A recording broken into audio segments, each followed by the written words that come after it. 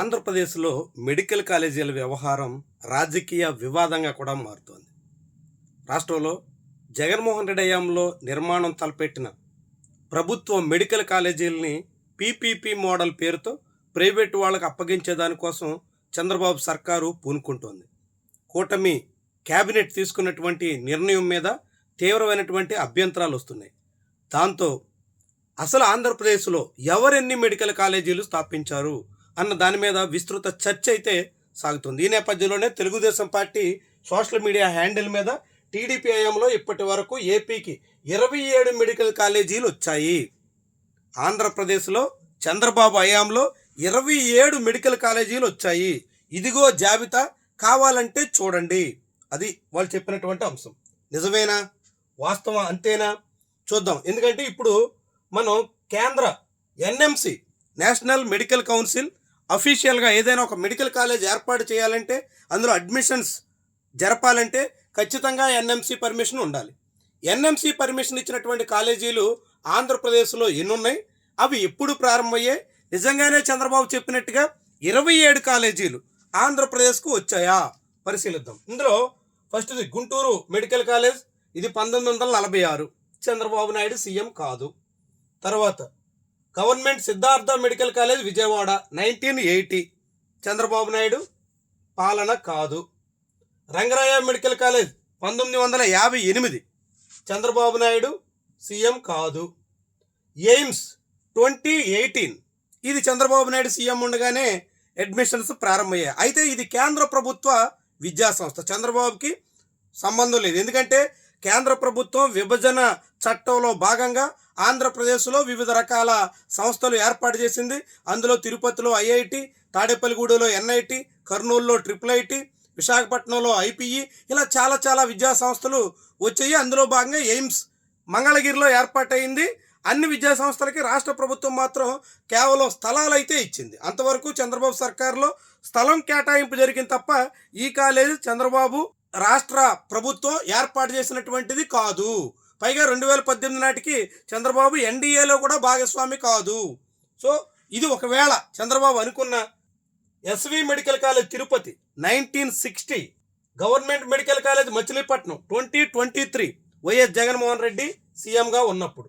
Andhra medical college Visakhapatnam 1923, Chandrababu పుట్టనే లేదు. Kurnool medical college 1957, చంద్రబాబుకి సంబంధమే లేదు. గవర్నమెంట్ మెడికల్ కాలేజ్ పాడేరు 2024, ఇది జగన్మోహన్ రెడ్డి హయాంలో నిర్మితమయ్యి చంద్రబాబు పాలనలో ప్రారంభించినటువంటి ఒక కాలేజ్. మొట్టమొదటి చంద్రబాబు హయాంలో అడ్మిషన్ స్టార్ట్ అయినటువంటి కాలేజ్ ఇది ఒకటిగా మనం లెక్కేయచ్చు. Government medical college Rajamahendravaram 2023, Jaganmohan Reddy. Government medical college Nandyal 2023, Jaganmohan Reddy. Government medical college Eluru 2023, Jaganmohan Reddy. Government medical college Vizianagaram 2023, Jaganmohan Reddy. SVIMS Sri Padmavathi medical college for women Alipiri road Tirupati 2014, ఇది కూడా చంద్రబాబు నాయుడు సీఎం అయినప్పుడు, ఆయన ఆంధ్రప్రదేశ్ రాష్ట్ర విభజన తర్వాత మూడోసారి ముఖ్యమంత్రిగా బాధ్యతలు స్వీకరించిన ఏడాది మొదలైంది. ఇది 2, చంద్రబాబు పాలనలో 2. ACSR government medical college Nellore 2014, ఇది కూడా చంద్రబాబు హయాంలోనే ప్రారంభమైంది. 3. గవర్నమెంట్ మెడికల్ కాలేజ్ ఒంగోలు 2011, అప్పుడు రాష్ట్రంలో కాంగ్రెస్ అధికారంలో ఉంది. Rajiv Gandhi institute of medical sciences Srikakulam 2008, YSR సీఎంగా ఉన్నప్పుడు. Government medical college Kadapa 2006, YSR సీఎంగా ఉన్నప్పుడు. గవర్నమెంట్ మెడికల్ కాలేజ్ అనంతపూర్ 2000, ఇది చంద్రబాబు నాయుడు సీఎంగా ఉన్నప్పుడు. అంటే ఇది 4వ కాలేజ్. చంద్రబాబు నాయుడు సీఎంగా ఉండగా ప్రారంభించిన 4 కాలేజీల్లో అనంతపురం, నెల్లూరు, పద్మావతి మెడికల్ కాలేజ్, అదేవిధంగా మొన్నటి పాడేరు, 4 కాలేజీలు చంద్రబాబు సీఎం ఉండగా ప్రారంభించారు. ఇవన్నీ ప్రభుత్వ మెడికల్ కాలేజీలు 4. చంద్రబాబు చెప్పుకుంటున్న లెక్కకి అసలు లెక్కకి ఎంత వైరుధ్యం చూడండి. ఇక మనం ప్రైవేట్ కాలేజీలు చూద్దాం. ఇప్పుడు మనం గవర్నమెంట్ కాలేజీలు చూసాం, ఇక ప్రైవేట్ కాలేజీలు కూడా ఒకసారి పరిశీలిద్దాం.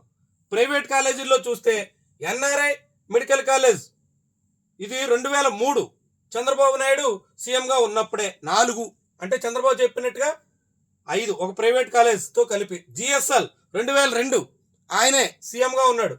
6. పిఎస్ఐ మెడికల్ కాలేజ్ చిన్న ఉట్టుపల్లి పెన్నమనేని సిద్ధార్థ 2002, ఇది కూడా చంద్రబాబు సీఎంగా ఉన్నప్పుడే. ప్రైవేట్ 3, గవర్నమెంట్ 4, ఇప్పటికి 7.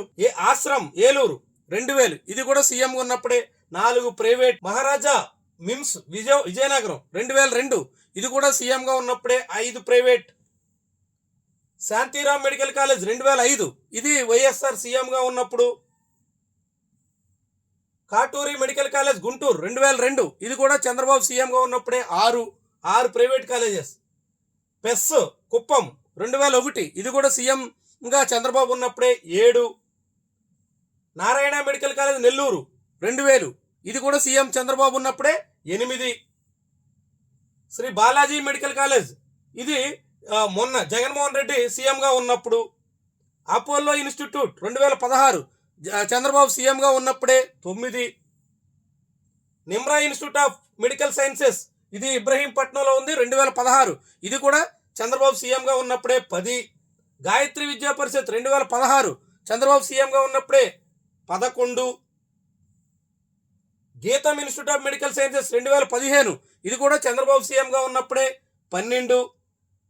విశ్వభారతి మెడికల్ కాలేజ్ కర్నూలు 2014, ఇది కూడా చంద్రబాబు సీఎంగా ఉన్నప్పుడే 13. NRI institute of medical sciences 2012, ఇది కాంగ్రెస్ పార్టీ అధికారంలో ఉండగా. ఫాతిమా కడప 2010, కాంగ్రెస్ పార్టీ అధికారంలో ఉండగా. గ్రేట్ ఈస్టర్న్ జెమ్స్ శ్రీకాకుళం 2010, ఇది కూడా కాంగ్రెస్ పార్టీ అధికారంలో ఉండగా. కోనసీమ కిమ్స్ 2005, ఇది కూడా కాంగ్రెస్ పార్టీ అధికారంలో ఉండగా. ఇవి మొత్తంగా చంద్రబాబు నాయుడు ముఖ్యమంత్రిగా ఉండగా 13 ప్రైవేట్ కాలేజీలు ఆంధ్రప్రదేశ్లో మొదలు పెడితే 4 ప్రభుత్వ కాలేజీలు ఆయన హయాంలో అడ్మిషన్కి నోచుకున్నాయి.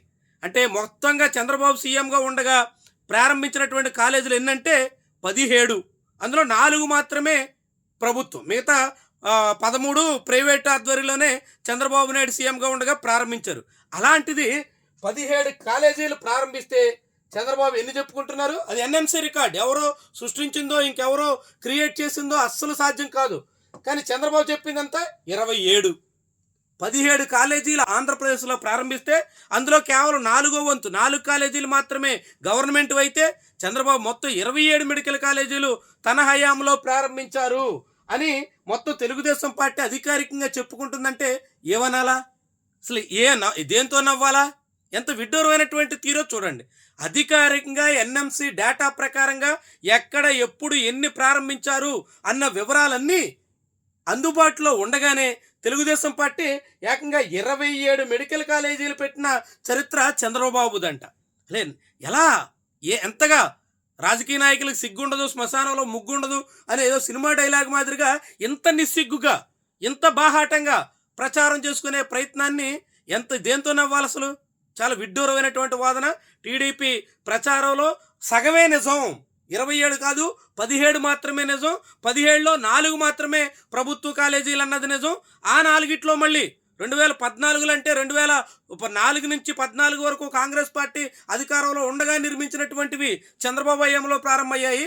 పాడేరు 2024 అంటే జగన్మోహన్ రెడ్డి హయాంలో నిర్మించుండగా ప్రారంభించడం. అంతే తప్ప చంద్రబాబు హయాంలోనే ఒక గవర్నమెంట్ మెడికల్ కాలేజ్ కట్టి దాన్ని పూర్తి చేసి దాన్ని ప్రారంభించినటువంటి చరిత్ర ఈ తెలుగుదేశం పార్టీకి కానీ చంద్రబాబుకి కానీ కనిపించడం లేదు.